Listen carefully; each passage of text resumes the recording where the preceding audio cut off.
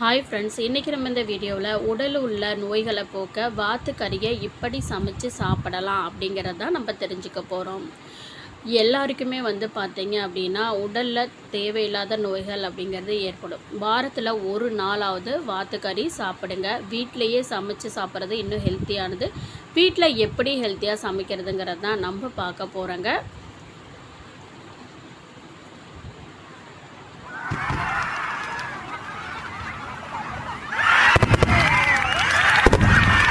Welcome to all in one Nandini channel. இப்போ நம்ம இந்த வாத்து கறி குழம்பு எப்படி செய்கிறதுன்னு பார்க்கலாம்.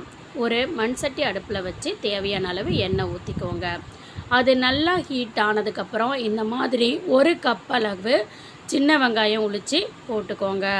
இதை நல்லா வதக்கிக்குங்க.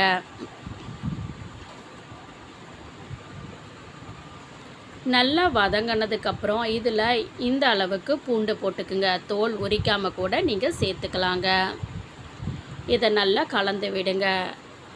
இதை கலந்து விட்டதுக்கப்புறம் இது பாருங்கள், அந்த கலர் சேஞ்ச் ஆகுது வெங்காயம். இப்போது அதே மாதிரி ஒரு 3 தக்காளி மட்டும் எடுத்துக்கோங்க. எடுத்து இந்த மாதிரி ஆட் பண்ணிக்கோங்க.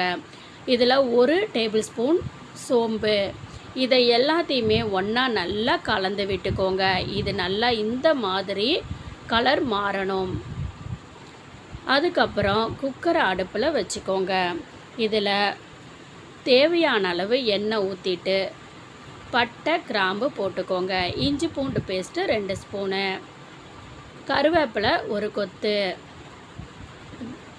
அதுக்கப்புறம் வாத்து கறியை இதோட ஒன்றா ஆட் பண்ணிக்கோங்க. ஆட் பண்ணி நல்லா கலந்து விடுங்க.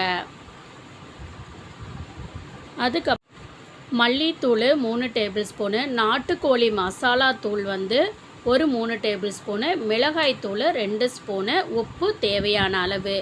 இது எல்லாத்தையுமே இதில் ஒன்றா போட்டு கலந்து நம்ம இதை நல்லா பரட்டி விட்டுருவோங்க.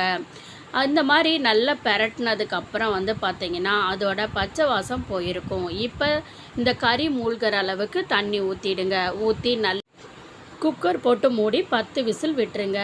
இப்போ நம்ம வதக்கி வச்சுருக்கிற வெங்காயம் தக்காளியை இந்த மாதிரி நைஸாக அரைச்சி எடுத்துப்போங்க. அரைச்சி எடுத்துட்டு மண் சட்டியை அடுப்பில் வச்சு ஹீட் ஆனதுக்கப்புறம் நம்ம குக்கரில் வேக வச்ச கறி இருக்குது பார்த்திங்களா, அதை தண்ணியோட இது எல்லாத்தையுமே இந்த பாத்திரத்தில் ஊற்றிக்கலாங்க. எல்லாமே ஊற்றினதுக்கப்புறம் நல்லா ஒரு 2 நிமிஷம் கலந்து விடுங்க.